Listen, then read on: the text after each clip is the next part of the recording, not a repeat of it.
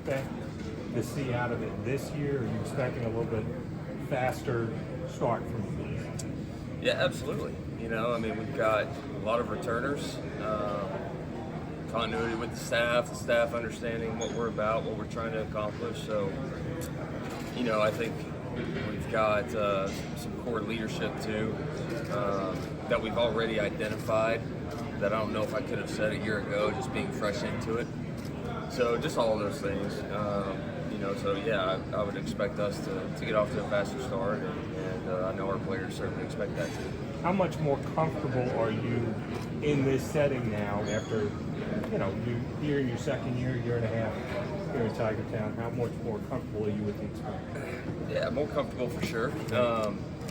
And I think mainly from a standpoint of just getting integrated with the people here, with the coaches, with the staff, kind of our process, how we practice, going against that defense every single day in practice, just all those things kind of mixed together kind of adds up to that. Hey, Coach, how are you? And how was summer? What was new? What stayed the same? Summer was great. It always goes fast. Kind of probably like every coach's response. You love it, you enjoy it, you look forward to it for a long time, and about that last week of vacation, you're kind of ready to get back and get ready to go. But we had camps, an unbelievable camp season for us. A lot of the athletes that we had here, as well as our youth camp, was always a blast. But the camp season, the work that our guys have put in on their own, kind of all summer, and the plan that we put out for them, and them executing that plan, I feel really good about that. I think we've made a lot of strides this summer. And again, that kind of goes back to some of the leadership that I feel like we have on our side of the ball this year. So, feel good about it. I think it was a good 2 months for us for sure. Last year was a little bit of a roller coaster, but you guys were right there when it all ended. Does that bring a piece of comfort to know that it was the little things and maybe it was a flukish a little bit, but like you guys were right there and now you're compounding, hopefully eradicate a lot of those miscues at the time? Yeah, I think you got to learn from all those things, right? I mean, there's a lot of the close games that we came up a little bit short on. Some of the mishaps. I mean, they're all things that us as coaches and our players certainly got to learn from, and that's where you kind of saw us grow as the season went on, and that's just going to carry some momentum, as we all know, into the season for us. Just what was it like just going back and watching last season, just kind of going back and processing it? Well, it was a roller coaster going back watching it too. I mean, there's a lot of really good things, a lot of promising things, a lot of flashes here and there, and also obviously some things that we just got to get corrected and we just got to be better. So, it's always good as a coach once the season ends to decompress for a minute, go back, really evaluate what went on, and you got to kind of look at it with a fine-tooth comb, but you also got to look at it kind of macro as well. So it's always a great time for us, and I think we found a lot of things that we try to address this spring. Specifically, when you look at the turnovers, maybe the fumbles, is there anything that y'all do differently? Is there anything that you can identify as a reason why that is such an issue at times? Yeah, I mean, you always want to look, is it some sort of technique thing? Is it personnel? You're always emphasizing and trying to work on this stuff in practice at nauseam. So, I think just a lot of unfortunate things, honestly. But it's something that we're certainly going to emphasize moving forward, just as we did last year. But obviously, you got to take care of the ball. There's no question about it. You brought up core leadership. Who have you seen really step up, and in what ways? Well, I think Phil Moffa obviously is a guy that's kind of the quiet leader. He's going to do it by his actions and his play, and just always doing the right thing. So he's certainly a guy that our guys look to. Jake Briningstool comes to mind as someone that's really improved and kind of emerged in that role. Really proud of him and his maturity and what he's done, and kind of taking that thing by the horns a little bit through the spring and this summer. I know Cade's certainly improved that as well now that he's played and kind of has some credibility that he's been the guy for a year. Up front, Tristan Lee, Blake Miller, certainly guys that bring a lot to the table from a leadership standpoint. Did you have a conversation with Cade about how important that is that maybe he kind of take the reins and lead his team? Yeah, I mean, that's something we always talk about. I mean, that whole quarterback room, I mean, that's something you're always trying to evolve and get better with. And and it's one of those things that there's a little bit of a fine line. You can't be a fraud. You can't try and overdo it. You can't do too little. Like there's a fine line. There's kind of a balance and a happy medium to it, and he's certainly finding his own way right now with it. What are you expecting out of Cade on the field this I just expect sharp, you know. I mean, just a guy that's not going to panic, a guy that's going to understand what we're trying to do. You know, minimizing some of the bad plays. I mean, those are certain things that, off the top of my head, that we should be able to see this fall.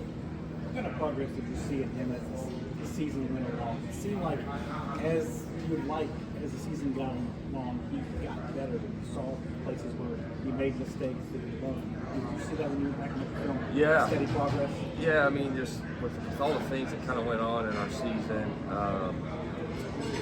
it's a good problem to have with a guy like Cade. Is at times he's one of those that really believes in himself, which is awesome.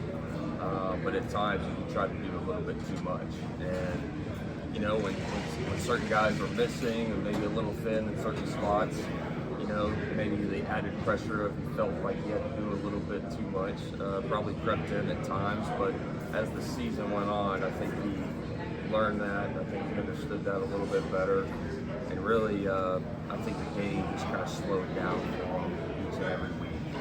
And that's really what I saw as he looked through it, you know, chronologically. Just mentioned a couple of times where he maybe tried to do too much. I know Florida State is probably one that stands out for a lot of people's mind.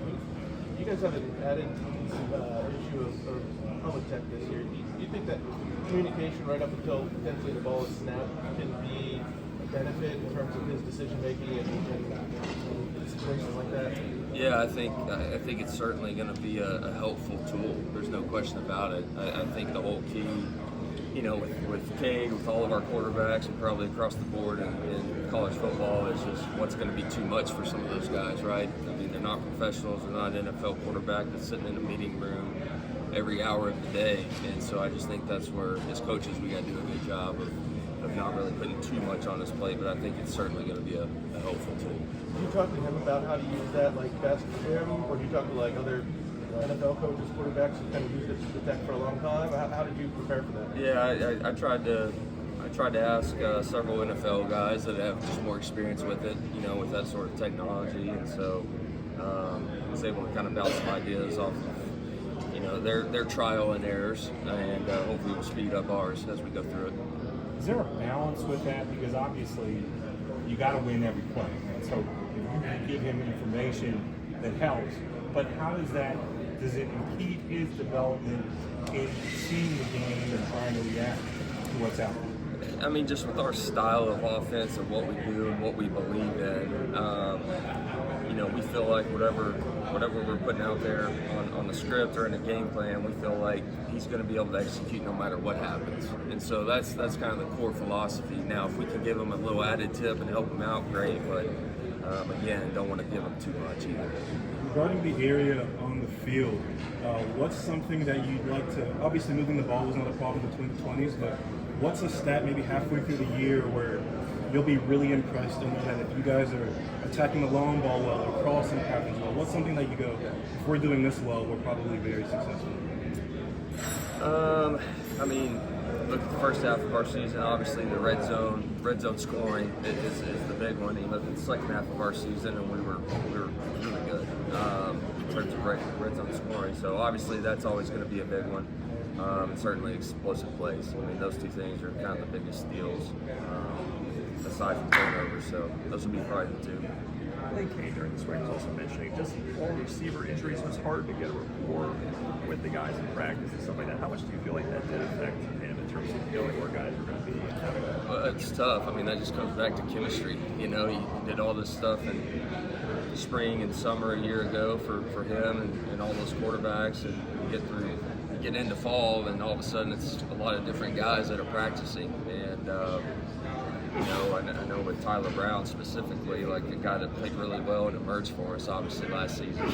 In the second half of the season, I mean, the dude barely practiced. And so all of a sudden, maybe the first time that Cade's actually going into Tyler is on Saturday, and so that's tough. I mean, that's part of football, though.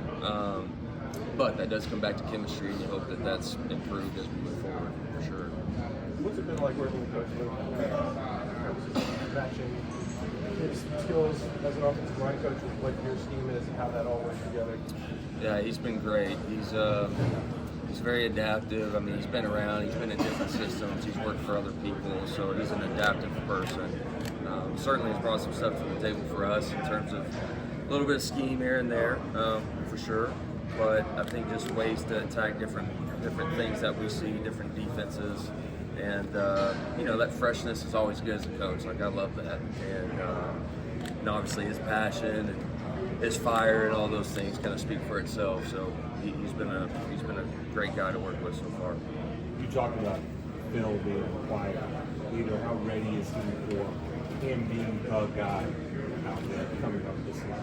I think he's chomping at the bit. I really do.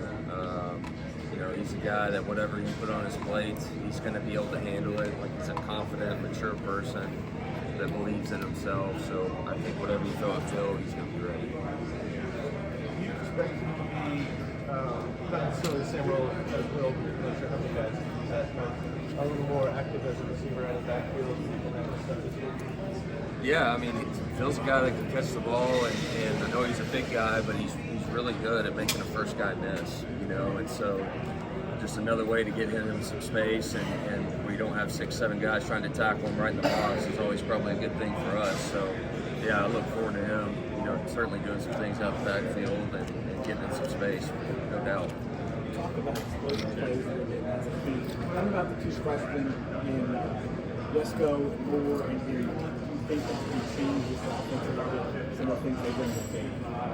I mean, they're certainly going to help. And listen, that room's got some depth right now for us going into spring and summer and approaching fall camp. I mean, that's a room from a depth perspective that's kind of looks totally different than here. I mean, it really does. And in terms of who you have in there and experience and the amount of returners, that's going to be a really competitive room this fall camp. And certainly Wesco and TJ we're excited about. We saw some great flashes from Wesco in the spring, and some of the things we've heard this summer on him have been great.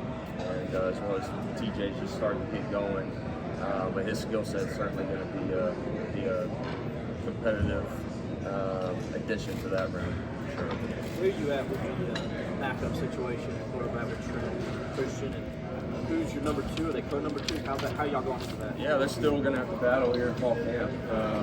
Those two guys flashed in spring. Trent had a few less practices due to a little injury there at the beginning of spring. So those guys are going to have to battle through it in fall camp, no question. What did you see out of Pierman in the spring that allowed them to move up that ladder? Well, he's just a guy that can function and execute at a pretty high level, and that's due to his intelligence and his decisiveness, and he's just got a little bit of the gamer to him, and kind of has some of that moxie. But certainly excited about him as well as CD.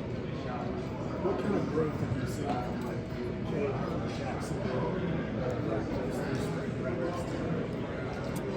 I would say the biggest thing is I just feel like you can put a little bit more on his plate and he really understands. He's not just saying, yes, sir, I understand. He actually gets it. And, I just think it's continuing to slow down for him. And you see him, even in his movements, he's such a twitchy, kind of hyperactive guy. I mean, even in some of just those mannerisms and demeanor on the field within the play, you just start to see him calm down.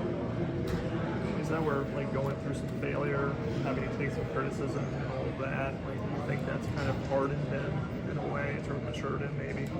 I mean, going through some tough things is always the best teacher of how to get better, for us as coaches and certainly as players. So he's someone that's mindful of when he's got to be better, and he's certainly not going to shy away from it. So, yeah, I'm proud of him that way for sure.